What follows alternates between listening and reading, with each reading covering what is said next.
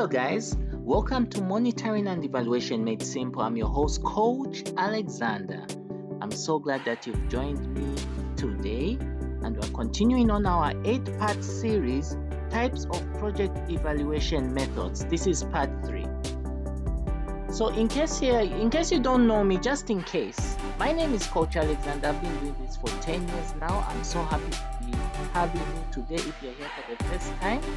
And I am a skilled professional in monitoring and evaluation. So now I've been telling a lot of my friends that starting January 12, 2021, we are enrolling people in the 6-month one-on-one coaching program, which will start on the January of 12th this month. So I'm hoping that you can come in to enroll, to share in this wonderful journey in which you get to learn the best skills in monitoring and evaluation. It's a rich course, and I hope you can join us by then. But in case you are not ready, there are some free ebooks that I'm giving away. We've got the Monitoring and Evaluation Beginner's Guide 2020 and the Logical Framework Analysis Step-by-Step Guide. The links are in the description. Please download these. They are totally free. Then we've got the How to Set Up an M&E System Step-by-Step course. This is a very, very good course. It's hosted on Udemy. I really want you to enroll in it, guys. It's a very good course, and it is cheap. So you can afford it. Don't tell me you can't afford it. This is something you can afford. So as usual, this video is quite long, but it's not as long as the other videos I've done because it's a little brief. But just in case you want to skip certain parts of this video, use these timestamps, okay, because they'll help you navigate through the video and only listen to the part of this video which is relevant to you. So without wasting any more time, let's get started, shall we? Okay, so the next evaluation project evaluation method is the pre-implementation assessment. It's the pre-implementation assessment. In case you haven't heard about this, it's a very interesting way to help you make sure that the success rate of your project is elevated. Okay, so how is this done really? Well, the thing is that before you actually move into the implementation of the project, you need to sit down and ask yourself some questions that can convince you that if this project is actually rolled out, we're going to see a high success rate. And that's all we all want at the end of the day. We want to see success. We want to breathe success. So this is the point, guys. There are certain questions you need to ask yourself even when the planning has been done by people, by an organization, whether it's a committee or other stakeholders, even when that has been done, you need to do an assessment of the project which is being proposed. And these are the questions you need to ask yourself. Are the objectives well defined so that outcomes can be stated in measurable terms? You know, I have to tell you that A is a very, very important question. And I've talked about this for the past, I think this is my 4th year now, talking about this. The thing is that you can only measure progress of a project if it has clearly defined objectives. And those clearly defined objectives translate to clearly defined indicators. So you need to really see for yourself, you need to analyze, are these indicators making sense? Are they feeding into the whole objective, the whole outcome, the whole vision, mission of the project? Okay. I hope you get what I'm talking about here. I hope you get it clearly.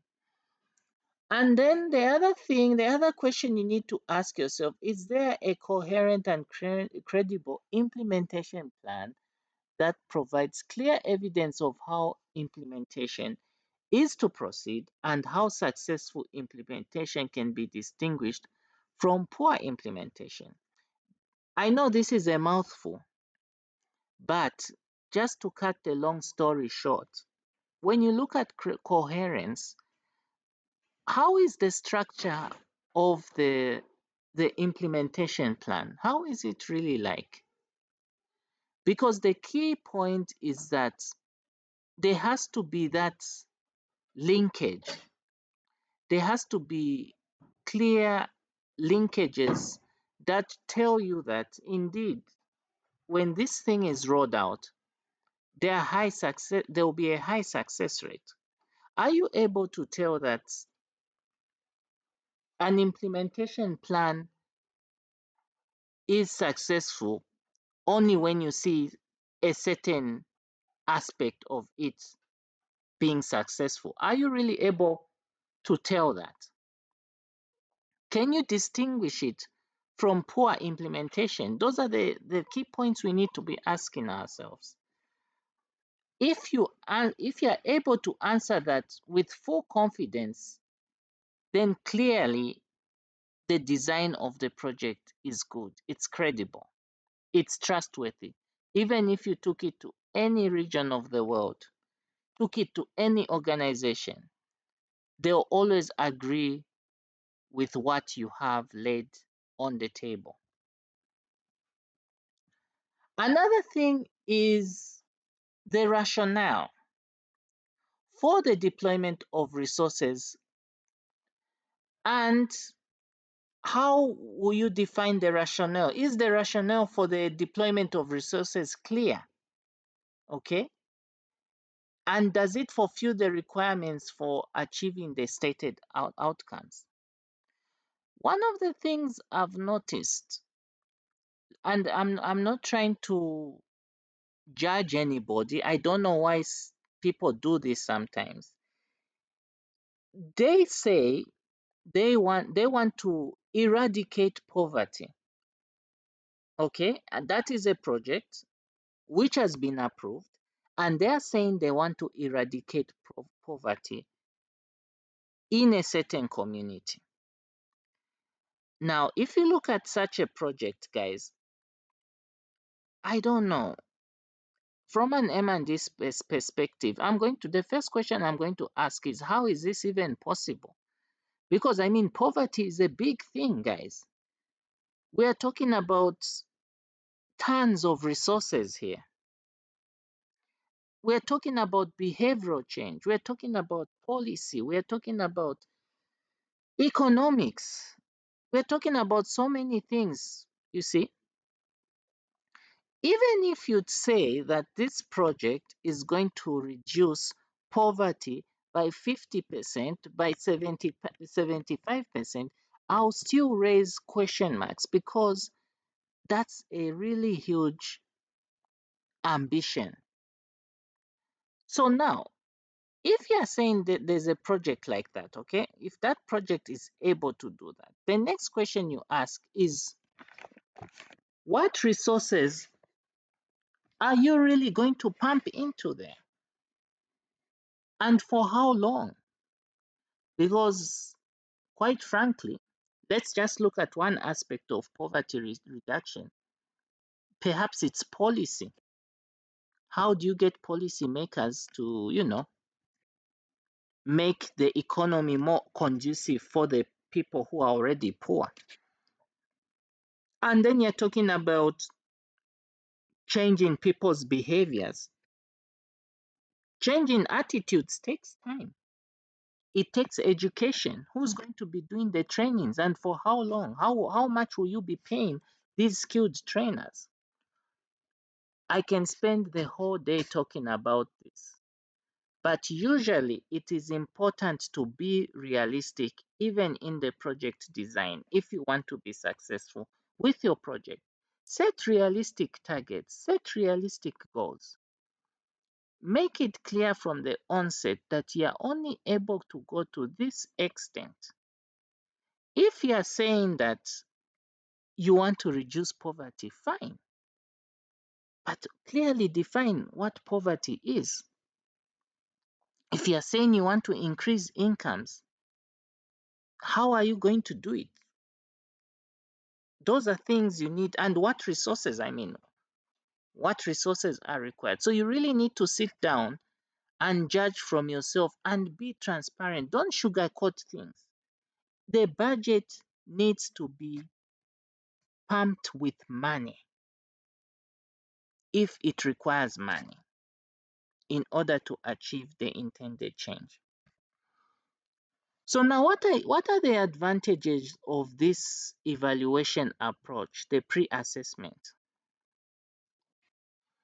I can only think of advantages. Unfortunately, I didn't see any disadvantages of doing this exercise. If you have any disadvantages, please let me know. I'll be happy to list them somewhere. Okay, the first advantage is that the failure rate in the implementation of the project is drastically reduced. And this is something, guys, I can personally testify to.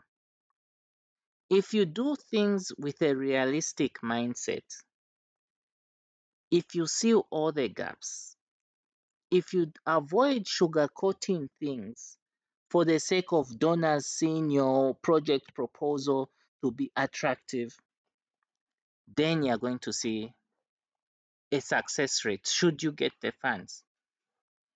Because we need to be realistic in everything that we do.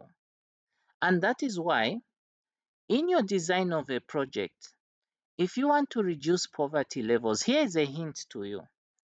Don't be too ambitious. You want to target thousands and thousands of beneficiaries. Just concentrate in a small community and change the lives of that small community, because that is a realistic approach.